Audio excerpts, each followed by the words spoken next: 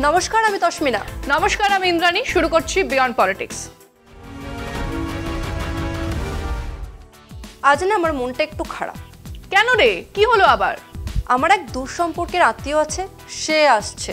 আরে তাতে কি হয়েছে, ভালোই তো, আড্ডা মারবি জম্পেশ। ধুর, ও বড্ড হিংসুটে। আমার সঙ্গে মোটেই ওর সম্পর্ক ভালো না। ছোটবেলাতে বাড়িতে ওর জন্য অনেক কেস খেয়েছি, আর বড়বেলাতে আমার নামেই খারাপ খারাপ কথা বলে। বাবা রে, এ তো পুরো স্টেট লেভেলের সম্পর্ক রে। সে আবার কি? আমি তো বলছি আমার বাড়ির আর পরিবারের কথা। একটা কথা মাথায় রাখবি, রাজনীতির প্রথম শিক্ষা ঘর থেকেই আসে। ভালো করে ভেবে দেখ, তোর বাড়ির সম্পর্কের সঙ্গে রাজনীতিরও মিল পাবি। ধুস, কিছুই বুঝছি না। আরে আমি শুভেন্দু অধিকারীর কথা বলছি, কাঁথির খোকা বাবু। তুমি আমাকে শুভেন্দু অধিকারী বললে? ধুর বোকা, তোকে শুভেন্দু অধিকারী বলতে যাব কেন?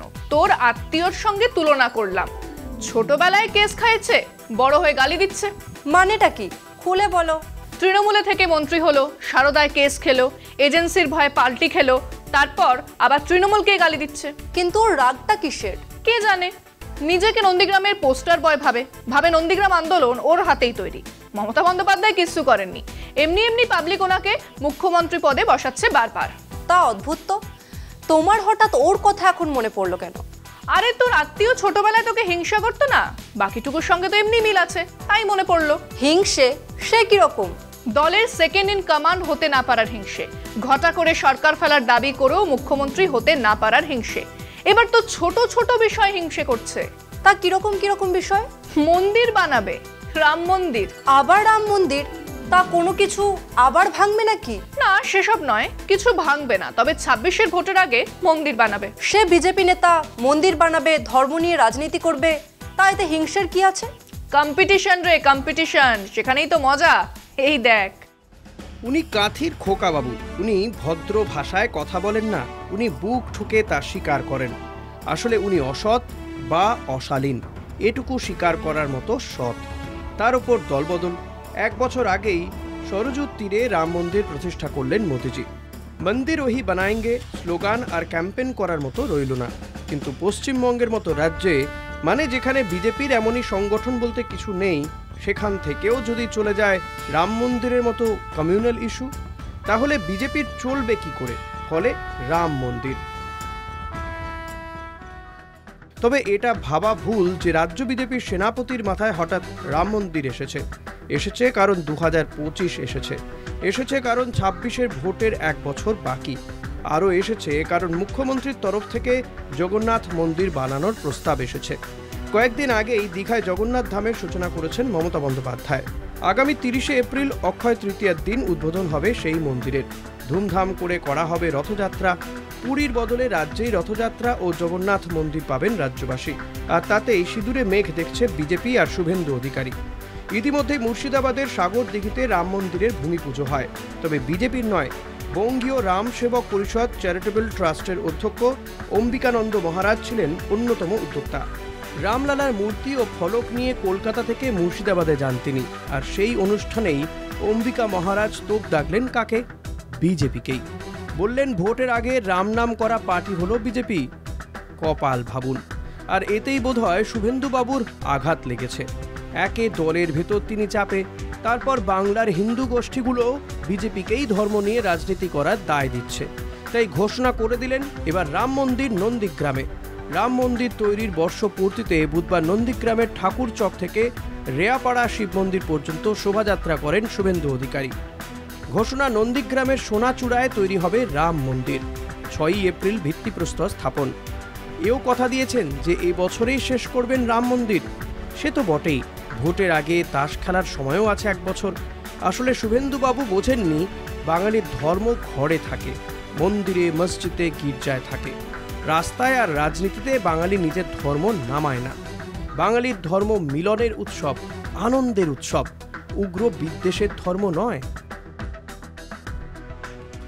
পাড়ার ক্লাবের মতো যেখানে সেখানে রাম মন্দির বানানোর কথা চলছে। আরে সেটাই তো ওদের ট্রাম্প কার্ড, ওদের কাছে আসলে আর কিছুই নেই। কিন্তু এত বড় দল, ওরা দেশ চালায়, ধর্ম ছাড়া ওদের কাছে কিছুই নেই। গোটা দেশে 24-এর লোকসভায় বিজেপি একা ভোট পেয়েছে 36.5% একটু বেশি। তাহলে গোটা দেশে অর্ধেকের অনেক বেশি মানুষ মোদিজি বা বিজেপিকে চাননি। তাহলে সরকার গড়লো কি করে? দল ভাঙিয়ে সাংসদ কিনে শরিকের ভরসায়, আসলে টাকার তো ওদের অভাব নেই। আর এই বিশাল বড় পার্টি মানে সদস্য সংখ্যার গল্পটা নিয়ে না হয় নাই বা বললাম। বলো বলো, মোদিজি কি ম্যাজিক জানেন? ম্যাজিক না, ইলিউশন, স্রেফ ভাওতাবাজি। কোথাও টাকা দিয়ে সদস্য কেনে, কোথাও আবার ওই জামতারার মতো স্টাইলে। জামতারার মতো মানে? জামতারা গ্যাং যেমন করে ফোন করে ওটিপি পাঠিয়ে টাকা অ্যাকাউন্ট থেকে তুলে নিত, সেরকমই গুজরাটের বিজনগরে এক লোকাল হেলথ ক্লিনিকে ইনজেকশন নিতে চান একজন। তার ফোনে ওটিপি পাঠানো হয়, ওটিপি শেয়ার করতে বলা হয়। তিনি ওটিপি শেয়ার করলেন আর প্রাথমিক সদস্য হয়ে গেলেন। এ তো ফুল স্ক্যাম। এরকম দারুণ দারুণ স্ক্যাম বিজেপির জানা আছে, কিন্তু তাও ভাব, শুভেন্দু অধিকারী কিছুই করে উঠতে পারলো না। সদস্য নেই তাই রাম মন্দির করে চিৎকার করছে। তা বিজেপি এ রাজ্যে সদস্য বাড়ানোর চেষ্টা করেনি? করেছিল তো, কিন্তু তাতেও রাজ্য বিজেপির মুখ পুড়েছে। আর শুভেন্দু বাবু বনাম সুকান্ত বাবু ধেরে কেটে ধা পরিস্থিতি। তা কি কেস? নিজেই দেখে নে।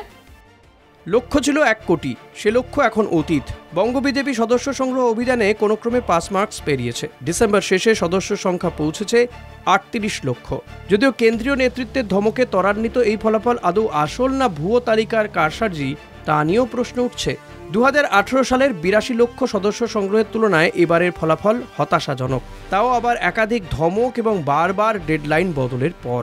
দার্জিলিং, ডায়মন্ড হারবার, জঙ্গিপুর, বসিরহাট এবং জয়নগরের মতো জেলাগুলি কার্যত ফ্লপ।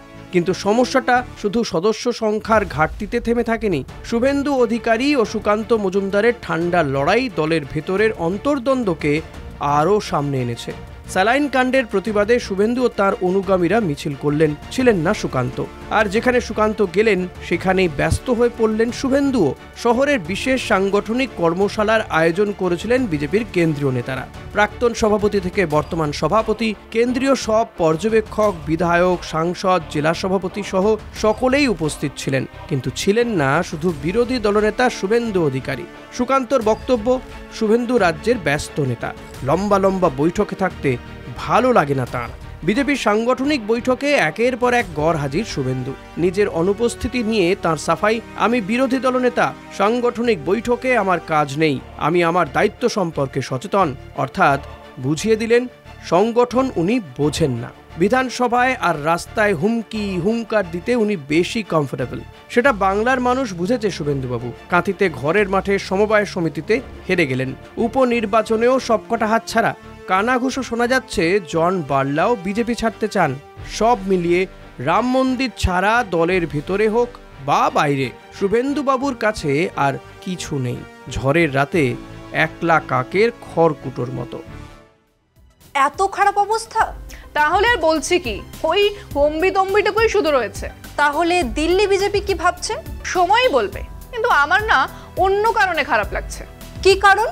শুভেন্দু অধিকারীর খারাপ সময় যাচ্ছে মনে হচ্ছে। দলের ভেতর ওর অনুগামীরা ওর মতো পাল্টি খাবে না তো?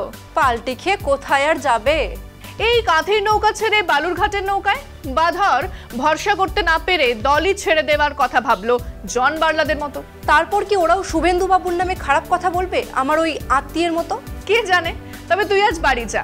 এরা সাধারণত পেছন থেকে ছুরি মারে, দূরে দাঁড়িয়ে বাজে কথা বলে, আর সামনাসামনি ক্ষমতা পায় না। ঠিক বলেছ। আর সময়ের শেষ আমাদের, তাই বিয়ন্ড পলিটিক্স আজ এই পর্যন্তই। দেখতে থাকুন কলকাতা টিভি, রাত দিন 7 দিন।